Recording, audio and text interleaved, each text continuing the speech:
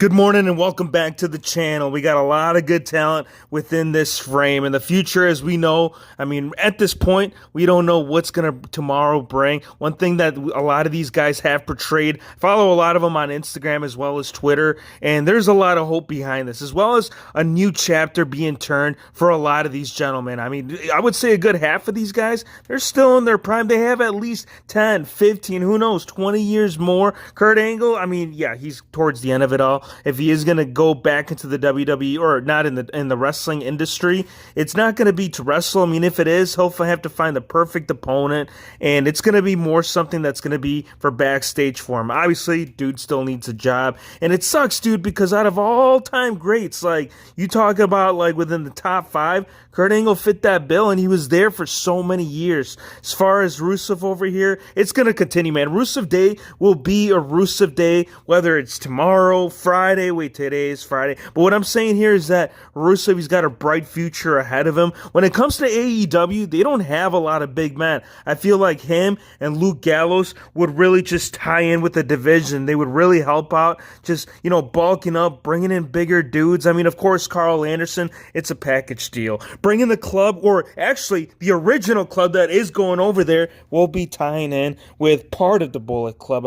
Also New Japan, that is another thing that they could do with Luke Gallows and Carl Anderson. Like, not all these guys are guaranteed AEW deals, because as of right now, they're trying to fit spots as to where they're going to fill in proper, man. TNA is also another option that we could throw out there. I think for Ryder, I think he's in a pretty safe spot. I think when it comes down to Zack Ryder, Cody Rhodes, he actually ended up resharing his picture, the one that he won at WrestleMania when he captured the title, and he was just saying how if a talent can get over once, they can do it anytime after that. So I do see him working out a deal. If nothing has been shared so far or leaked about him joining the brand, either that or he might stick around and wait for WWE to rehire, because I do see that being a possibility as well. I think him and Kurt Hawkins would just tie in well for them to, come back. They're part of the elite squad, and I don't know if you could now. You definitely can't be elite squad if you're over in AEW. So for the figure community, man,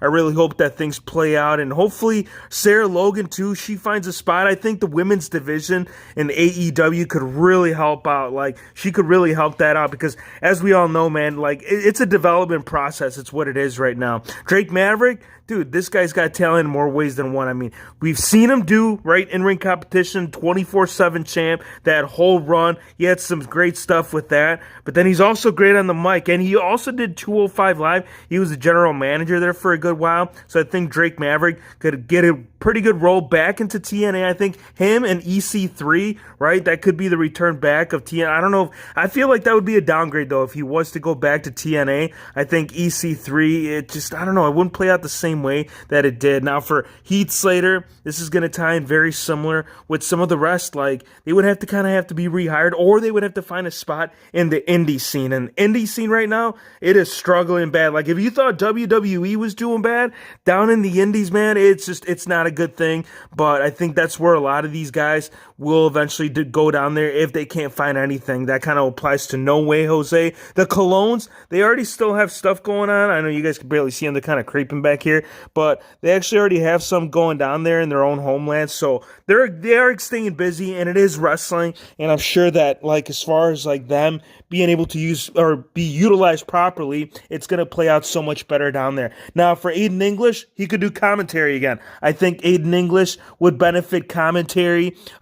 For a lot of divisions, I think even like, so AEW has Jim Ross, but even JR, man, he's had better days, and I think Aiden English could play a role. And he did say that he could also still very much wrestle. So if like wrestling is a thing, that's also a possibility where he could step back into the squared circle. As far as Luke Gallows right here, as we talked about, or Luke Gallows and Rowan, another big man that AEW could use, so for sure I would throw him in there into the mix. But again, a lot of unfortunate situations that have occurred these last couple days, and it is talk that they're supposed to expect about 100 firings in all, so like this is just the beginning right now. They're just trying to play out, see how like these budget cuts will help out. But again, do stay tuned, because more will develop from this. I hope that, this is kind of like the max amount that we've gotten in one day. But then again, as far as max amount any days for the last 30 days, it hasn't been pretty. And I ain't even talking about WWE,